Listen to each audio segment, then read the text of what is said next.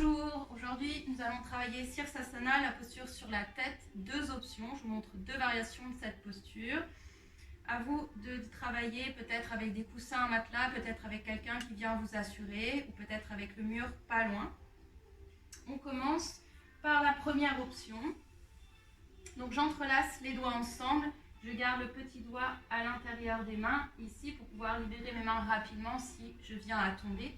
Je place le tranchant des mains, des avant-bras dans le sol. Je resserre les coudes l'un vers l'autre pour garder toute ma force lorsque je vais monter dans la posture. Si j'ouvre, je sais que c'est rassurant d'ouvrir au maximum les coudes, mais vous allez perdre votre force et vous écrouler lamentablement, peut-être sur le sol. Donc je resserre les coudes. Une fois que je suis placée, je vais déposer la partie plane de mon crâne, donc ni le front, ni l'arrière de la tête, vraiment la partie plane, là où vous placez les chapeaux, sur le sol. Et je cale ma tête contre mes mains. Une fois que je suis placée, je fais attention à mes épaules. Donc, prenez un instant pour observer mes épaules. Je repousse le sol avec les coudes de façon à dégager les épaules loin de mes oreilles.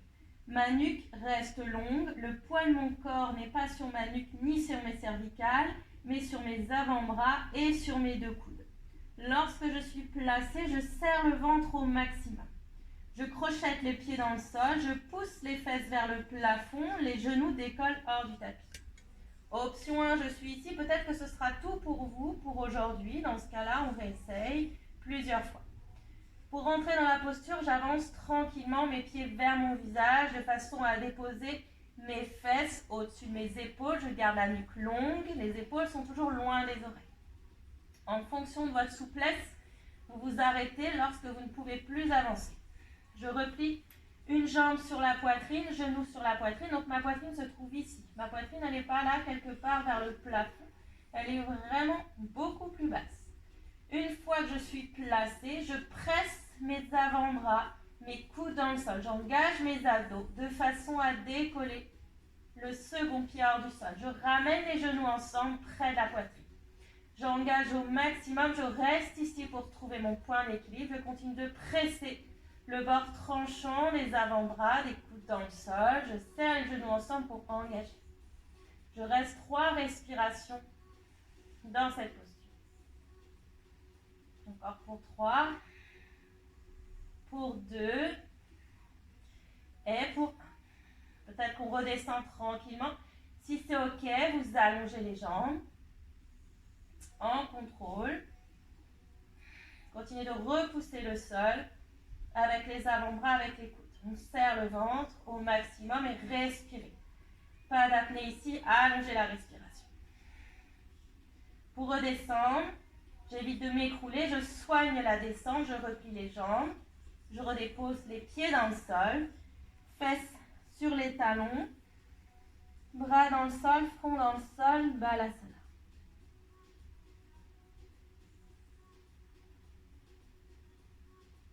Puis déposez les mains à côté des genoux, doucement déroulez la colonne vertébrale, vertèbre après vertèbre. Donc plus vous allez engager le centre, pressez le bord tranchant des avant-bras plus les coudes dans le sol, plus vous allez maîtriser votre posture, travailler vraiment les fondations de cette posture. Plutôt que de chercher à vous balancer, à balancer les jambes vers l'avant, c'est le meilleur moyen pour faire une roulade. Donc on soigne les fondations de cette posture. Une fois que vous maîtrisez Sirsasana, c'est OK pour vous l'équilibre, je vous conseille des variations à travailler peut-être avec la respiration. Donc je retourne dans ma posture.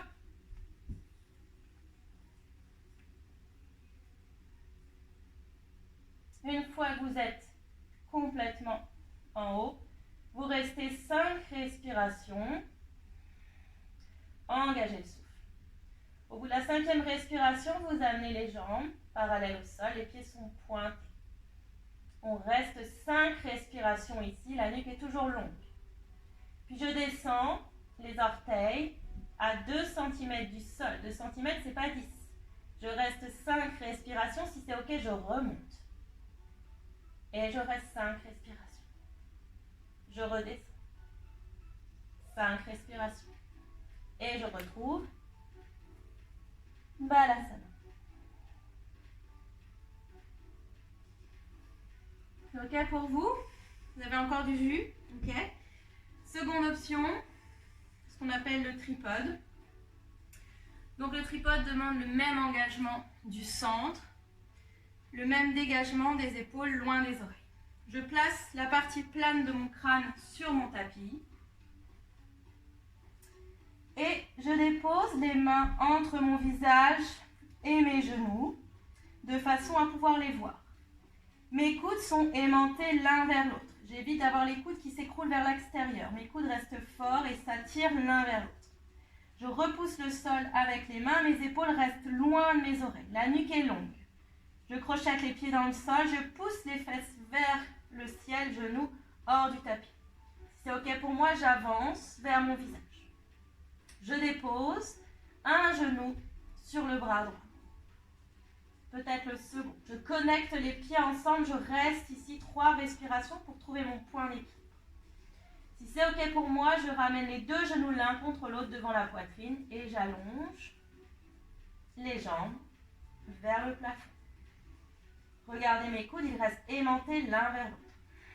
Pour redescendre, je replie les jambes, je dépose les genoux sur les bras et je retrouve Balasana.